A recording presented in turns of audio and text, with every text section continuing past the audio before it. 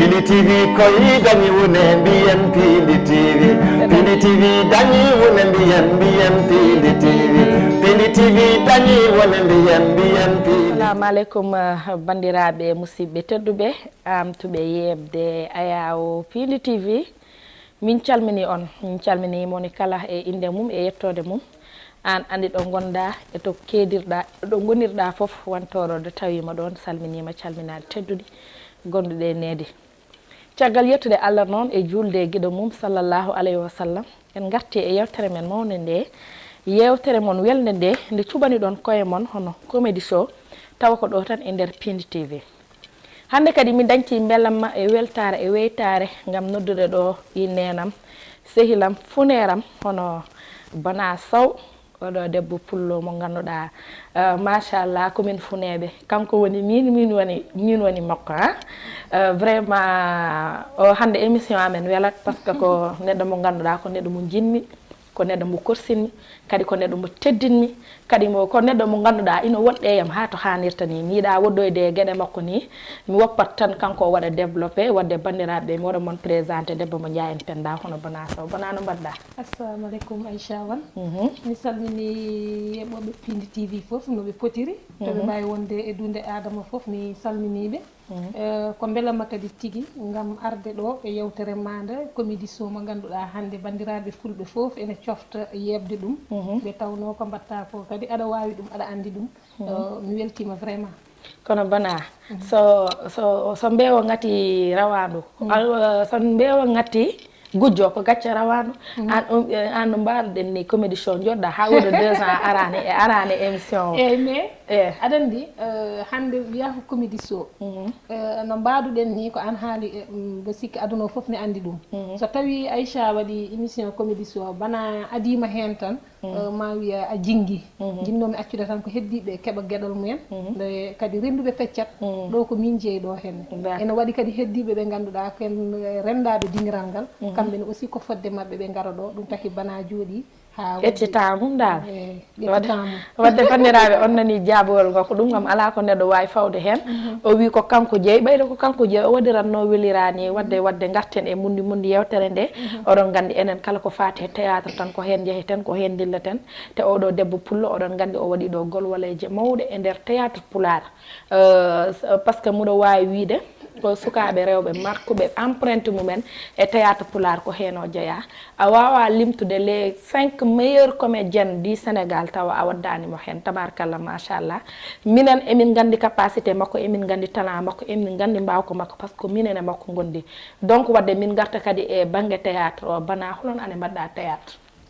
Bon Aisha somi wi mboɗa arta e ane mo mbaɗmi théâtre o mbo sikki ma won ko jejjinmi mais somi jaggui somi juumani tan min à l'âge de 9 ans tan mi watti wadde théâtre 9 ans e par ce que puɗɗorimi théâtre koye théâtre mbedda woni compétition nawetan ɗon aussi mboɗa salmina aɗa wiyatno walidan est ce que Bana e walidan aɗa andi kala ko eyyi par ce que ko walidan woni yummu foof par ce que min gonni Madina Gounass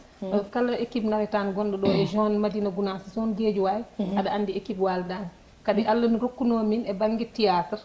e banggue chorégraphie e banggue fijirde tan ko fate activité culturelle hamin kewno dañde hen sens par ce que min ƴetti coupe régional départemental communal foof min ƴetti on coupe te ɗum ɗon aussi ko théâtre o walli men hokki min ɗum ɗon noon jettanmi ɗon ko goto e guendiyankoɓe meɗen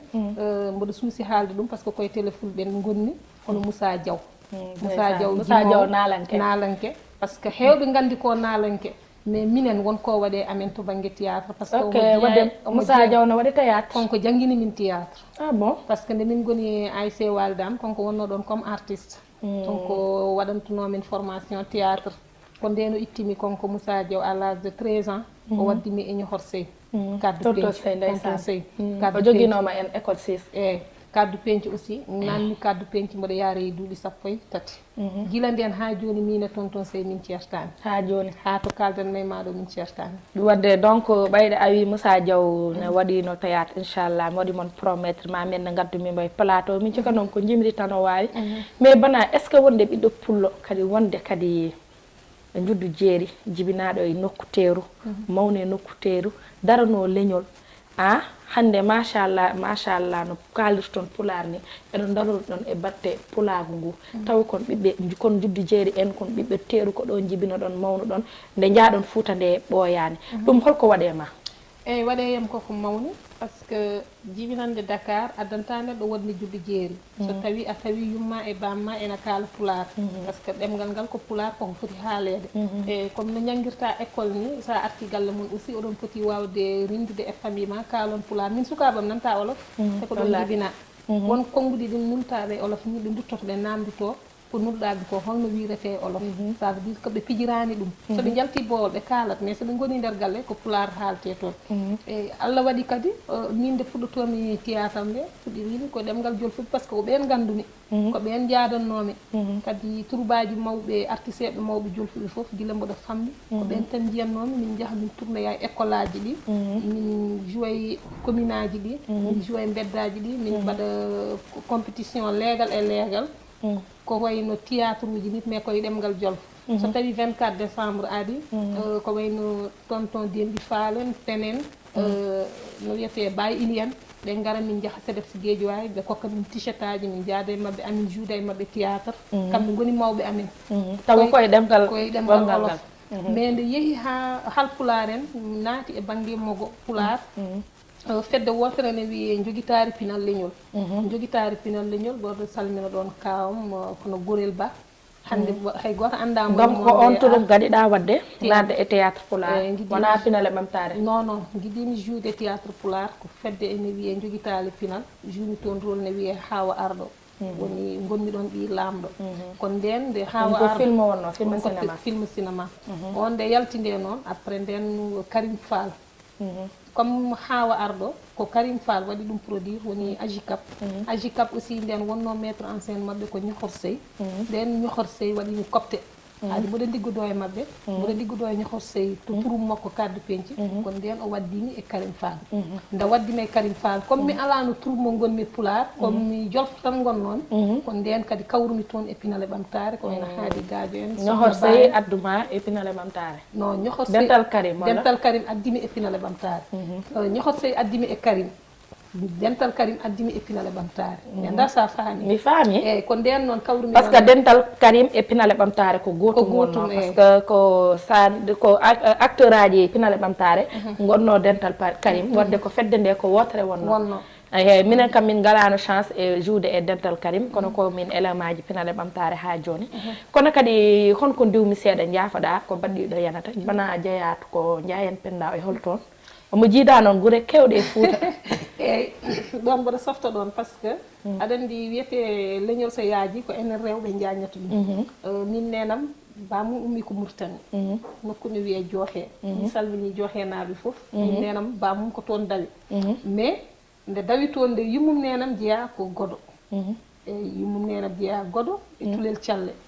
sa ƴeewi hande balanaɓe seeranɓe e Tulel Thialle naɓe wona ceerno Djibi Ousmane Ly en e ceerno Djibi Ly en ɓen goni koreji nenam en ɓen goni tana men par ce que ɓen goni kawmiraɓe nenam e Tulel Thialle eyyi babam jeeya ko Ndiayen Penda eyyi gasi mboɗo jogui kadi namgal bangal fayida ngal moftanno mami mboɗo yinno namdade ɗum par ce que eɓe kewi wiide rewɓe mogiyankoɓe ndesetake tabarkalla machallah guila joɗiɗa ha joni a ummaki Seydi Sow yo Allah junnu joni jinmi andude an ko joƴƴinma e dewgal ma beele ka desodirɗo e mogiyanke hono ma walla acteur culturel hono ma ko ɗum hanma joɗade e dewgal ma ha joni walla wona andal ka tinniɗo tan an dal a wona mogiyanke par ce que onon mogiyankoɓe inde mon koko boni anani ono on ndesetake to ndesa ɗon balɗe ɗiɗi balɗe tati foof ceero ɗon ɗum kam koko yaaji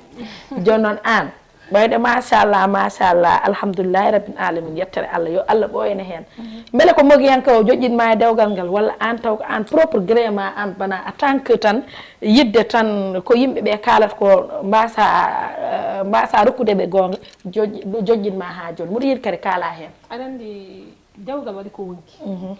kadi mogiyankoɓe reseteɓe ɓe ene ceerta e worɓe mumen ɓe sinno ko sagoji men ɓe jooɗo e dewle ala bana ɓe jiiɗade seeɗa non war seeɗa tan en ƴewtat sinno ko sagoji mabɓe ɓe jooɗo e dewle mabɓe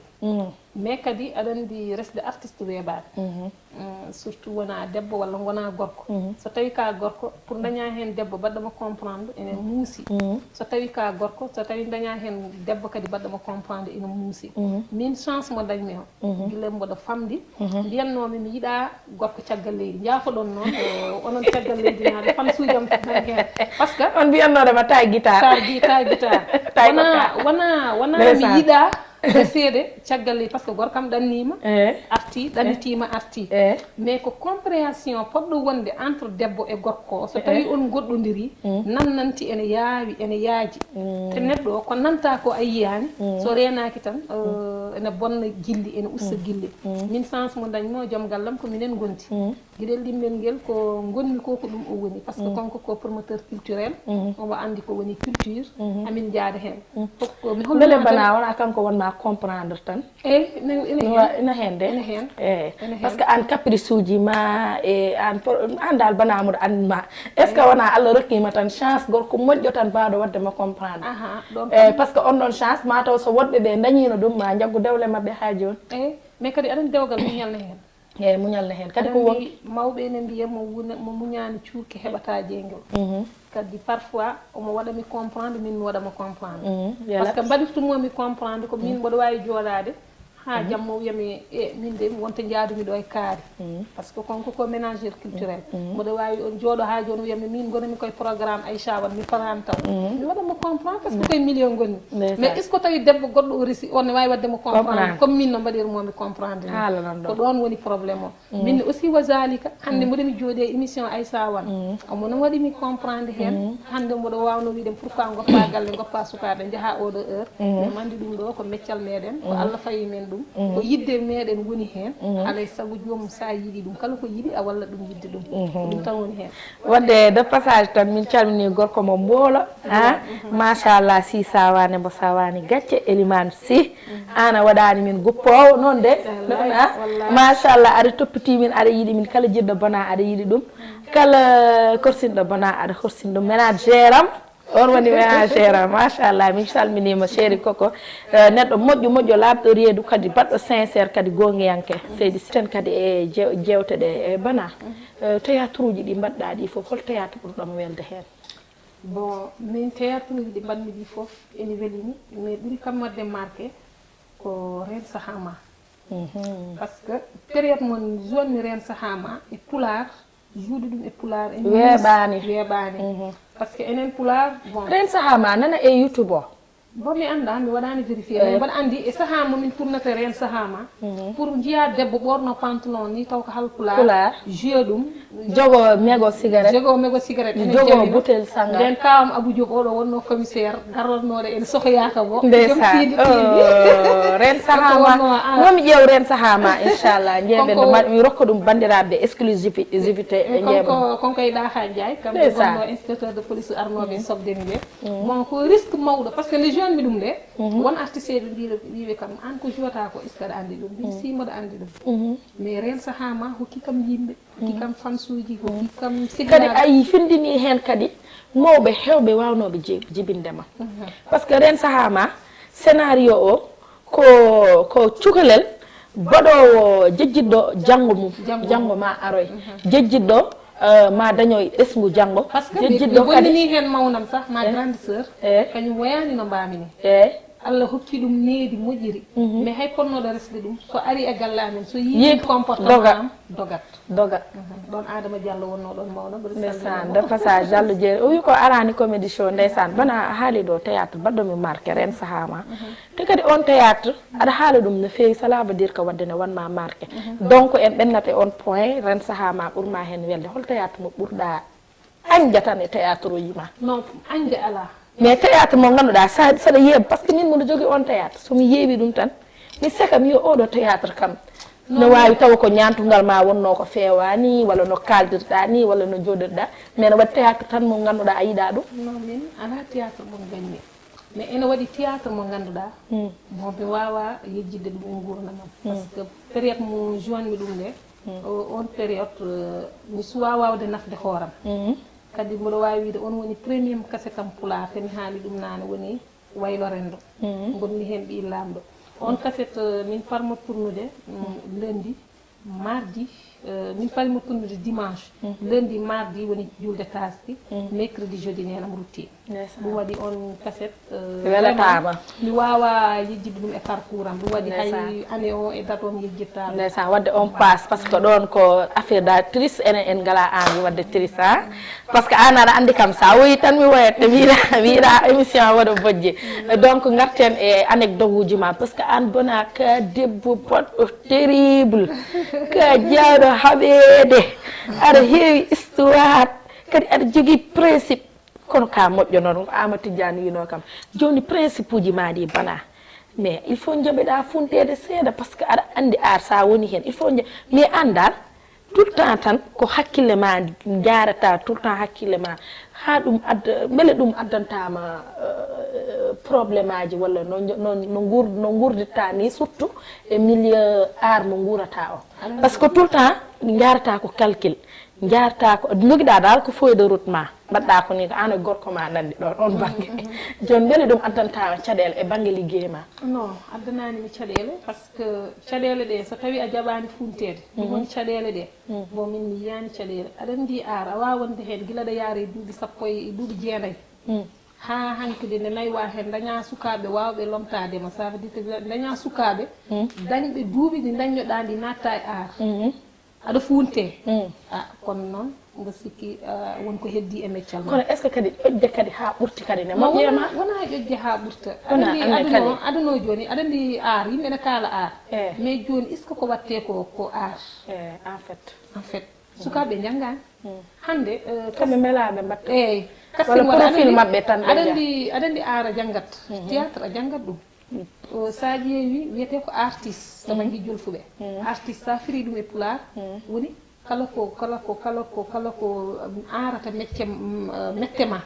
ko suurata mette ma ok ko ɗum firte artiste ko rintintuma e mette ma sa woni e mette ƴeewa artiste ko duñata mette ma ko duñata mette ma ɗum woni artiste artiste o ko meccal a janggat mais hande théâtre sénégal to tolni ɗo sen garti e banggue théâtre mo natti wonde théâtre ɗa enen non netti woni théâtre sah mais banggue cinéma ɓe naati koye 7e art bon 7e art enen e monde men e culture meɗen 7e art en jeeya ɗum somi wiyani tan pular mbin ko sénégal enen 7e art ko kalta ɗo ko feddam dow anda ɗum 7e art 7e art 8e art par ce que enen tolniɗen koye 1er art enen e art men sénégal enen en diwi 2 3 4 ha 7 non aduno tolni e 7e art ok aduno sa ƴeewi série ji endo tubakoɓe koye 7e art novelas les séries novelas enen eɗen e premiére ha joni enen sénégal eɗen e 1er art mais kadi enen 1er art o jigui men somi firi ɗum par ce que ngaalu en ngala ngaalu non wona question ngaalu woni culture men non réalité ko ganduɗa ko pinal men ene jaaɓi ene sali par ce que 7e art hande sa foti ɓortade mbaɗa ɓandu miru a ɓortoto ok ko cinéma way noon so tawi a foti yarde sangara a yarat ala ko mbatta triché par ce que mbiyeɗa koye monde cinéma gonɗa sa ƴeewi e 7e art ko endo en tan jiiɗa woni e 7e art te e banggue goto ɓe jaltani e culture mabɓe woni soɓe lelo jamma sari moɓe ɓorni moɓe ñantori o ko on ɓe lelotoɓe jaɓata ɓorade mais un sénégal ɓe bana ɗeɗo balle ɓe puɗɗima wadde changement ɗe ɓeɗa mbaɗa pisemaji e min mbimi ɓe jaɓata sa ƴeewi e série ji mabɓe ɓurɗi seeje ɓalli mabɓe jaltata yiyata ɓalli mabɓe jalta mais hande sénégalais jiyata so naati e 7e art gali mum yaltina gude dabɓe yaltina ko wonanno sutura nder suudu muɗum entre kañum e joom galle muɗum yaltina ɗum bo par ce que monde cinéma wona noon Anne il faut ndiwen premiére art noon mais ko an addi ɗo deuxiéme art troisiéme art il faut ndiwen ɗon Anne min cikkannomi ko probléme ngaalu gaddata ɓeyɗo wona ngaalu kay il faut jehen to 7e art o mais 7e art o moƴƴani e men par ce que aɗum ko taki moƴƴani e meɗen surtout enen leñol meɗen banggue fulɓe enen en jogui richesse eɗen jogui pinatawa men eɗen jogui tan ko ganduɗen en ƴettat ko waɗi moderne ko ƴeewen e fina tawa men ko joguinoɗen hanki ko mbawen wadde ɗum modernisé mbasen yaltinde majjinde culture meɗen sen garti e banggue olof e banggue jolfuɓe wonɓe jaɓani wadde reconnaître 7e art par ce que ɓe ngala meccal bana jehen gikkippen on débat ɗum ko feddam dow joni mbiɗa andi yewtere men fuɗɗima naywude en cat walla heure o ne heddi fuɗɗima naywude joni en garate anecdote uji ɗi bana affaire uji ma ɗi mbaɗɗa ɗi fof mbiɗa wawi haalde ɗum ɗo kono mi haalata hande ko an haala haalan min tan gueɗel gotel ko ganduɗa an wuri ɗum tan ko jalni taw ko bana saw min noon mbiɗa jogui dictionnaire ma mais ala probléme mi woppirat noon par ce que Allah waɗi Allah rokki min chance depuis emin goni sukaɓe emin jaada emin joué théâtre ala fof tomin jahani wodino ɗo saaha tabarakallah machallah haade makko dañde gorko komin wonnoɓe inséparable min mbawa joɗade ñalawma ha ñalawma o gasa taw min jiidirani o yahat galle amen o waala toon min mi ara galle mabɓe mi waala toon noon min gurduno ko machallah o dañ gorko tan affaire o fuɗɗi wadde changé mais ko neɗɗo mo ganduɗa machallah min mbaddi sahaji kewɗi machallah min jaadi tourné ji ala foof min jaaha 6 mois tawa emina e nder reedu Fouta Mauritanie Mali wadde mbiɗa jogui ko mbimi mbiɗa jogui film aji makko ha heewi ko mbiɗa jogui film aji makko mais mi woppanno tan o haala anecdote goto ko ganduɗa o wuuri ɗum ko jalni ko wawi haalde téléspectateur uji ɓe jala eyyi bon ɗon aɗa andi min toujours mi haaltake haram bon mba sikki won hitande wotere jaaɗen tourné muusi e meɗen torop tourné o ɗon Allah waɗi ñalluɗen e voyage ñalluɗen dal voyage par ce que eɗen poti juuɗe jammo nde garɗen aussi ko Sinthiou Garba won yejjitta noon Sinthiou Garba mi salmini on ko Sinthiou Garba wonno ñande nden kisa après yimɓe ngari min donkuɗen to jippiɗen jippini ene boutique bon ça me fait mal ɓe jippini ene boutique worɓe men ɓe jippi koye boutique Iboucar en Ablaye Poussir ɓe jippina e boutique wona no yejjiti ɗum a Allah waɗi ko Sinthiou Garba wonno Sinthiou Garba wonno nde ɓe jippini ene boutique ɗe wona nde ko ɓe mbiya toon noppi ese ɗe nde nde après ɓe jippini ene boutique gonmi ɗon e kasɗe ɓe ƴettimen enen rewɓe ɓe ɓe nawi men e galle terrage ɓe nawi men e galle terrage o sukaɓe kam koddima e boutique jooɗiɗen ɗon donkuɗen dañde hay ndiyam polotiɗen kalduɗen e arduɓe men ɓe mbi jogonoyo koye mon Allah waɗi en lootima en poftima jammari en poti ñamde ɓe defani en ɗon tan maaro ala liɗɗi ala guejje ala haydara comme si dal enen ken ɗum ɗo wayɗa o yiɗi quoi bona ɗum ɗon a fotano haalde ɗum ɗo bona goyɗa mbima bona ñamno weeli de joni noon minne kadi mi haala anecdote goto hakkude amen komin yanoɓe Mauritanie min jeehi tourné jouerat Nouadhibou min garti min leeli Nouakchott wonno somi ala ko Nouadhibou walla ko Nouakchott ala Nouakchott galle Boudy Coumba ceeɗen ñira nde fay fi kam ko Nouadhibou ko non non mais ko Nouakchott gartuɗen eɗen koota nden yeeso ma ɓuuti wona ko Nouakchott wonno leli ɗen tan ha jamma enen fof eɗen leeli eɗen daani tan bana woni e suudu ndu ne waya mbimmo bana an foftin yimɓe wawi minen komin yiɗɓe ɗanade ha ɓoy tan bana wi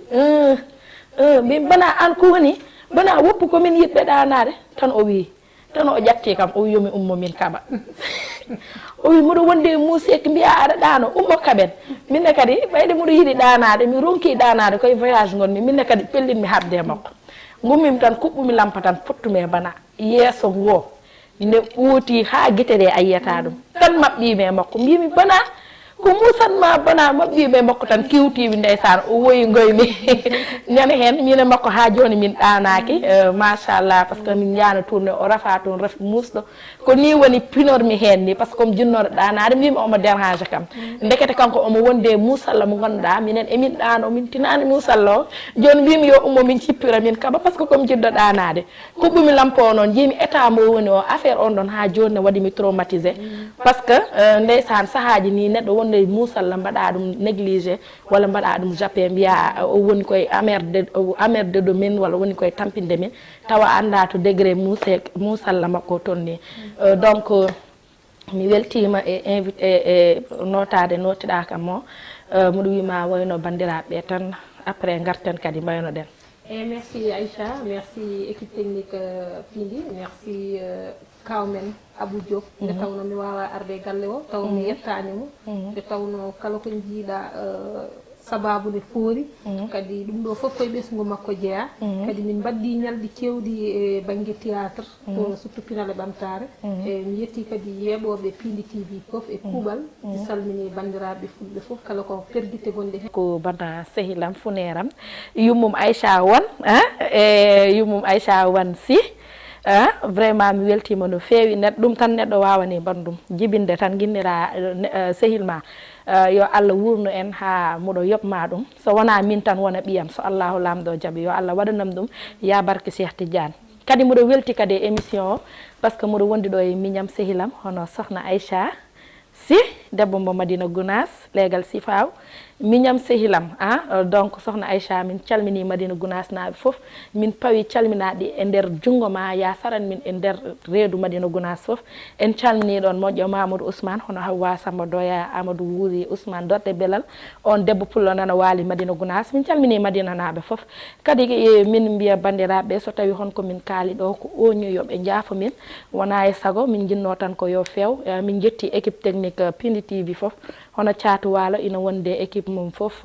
ardiɓe golle ɗe hono kaw Abou Samba Diop Tata Leila Daouda Moussa Dia emin mbima félicitation e ko gañiɗa ko aɗa hande ko ɓuuri ɗum Seydi Dia ko mbimami tan e commentaire mo an yahat an yatan haydara ko jiyata ko ina jahma par ce que a suuri min a teddini min donc yo Allah suure no cuurɗa min ni yo Allah teddine wadde bandiraɓe